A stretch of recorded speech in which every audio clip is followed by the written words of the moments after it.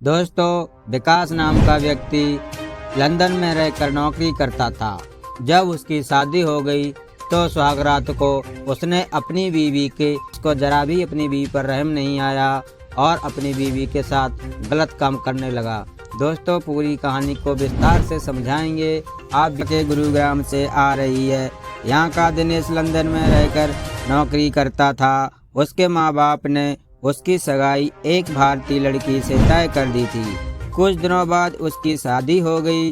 सुहागरात को दिनेश कमरे में बैठकर अपनी नई नवेली दुल्हन का इंतजार कर रहा था। तभी उसकी बीवी गर्म दूध का गिलास लेकर अपने पति के कमरे में पहुंच गई। दिनेश अपनी नई नवेली दुल्हन को देखते ही उसको बाहों में भर लिया और उसके गुलाबी ओठों को अपने हवसी ओठों से चूमने लगा। फिर उसने अपने बीवी के पुख्ता था, वो पूरी तरह से हवसी दरिंदा बन चुका था। अपने ऊपर हो रहे अत्याचार और इतनी बर्बरता की कहानी बीवी किसे सुनाए, ये उसे समझ में नहीं आ रहा था।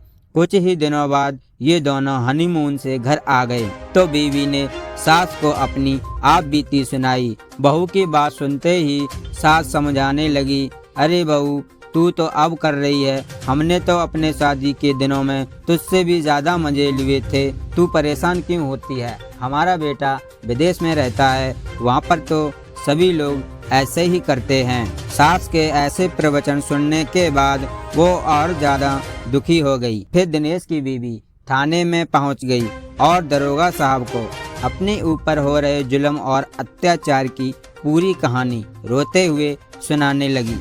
उसने कहा, मेरा पति रोज मेरे साथ मारपीट करता है और अननेचुरल सेक्स करता है। महिला की ये बात सुनकर पुलिस वाले भी चौंक गए कि कोई पति इतना हैवान कैसे बन सकता है। फिर पुलिस ने केस दर्ज करके जांच शुरू कर दी और दिनेश को पकड़कर थाने में बंद कर दिया। अब दिनेश रोज अपने हाथ से ही अपने माल की सप्लाई करता है और सो जाता है। तो देखा दोस्तों, 2 मिनट के मजे के लिए लोग कितने हवस के अंधे हो जाते हैं और वो दूसरे का दुख दर्द नहीं समझ सकते हैं।